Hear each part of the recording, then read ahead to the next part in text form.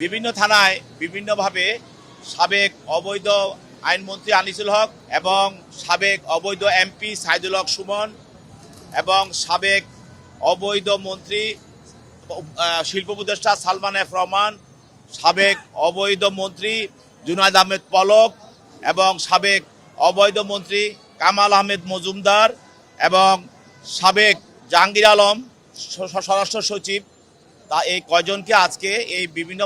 থানায় মামলায় এজাহারনামী আসামি বিদায় তাদেরকে এই মামলাগুলোতে আজকে গ্রেপ্তার দেখার জন্য তদন্তকারী কর্মকর্তা আদালতে উপস্থাপন করেন। যেহেতু তারা এজাহারনামী আসামি, অতএব বিজ্ঞ আদালত তাদেরকে এজাহারের পর্যালোচনা করে এবং তদন্তকারী কর্মকর্তার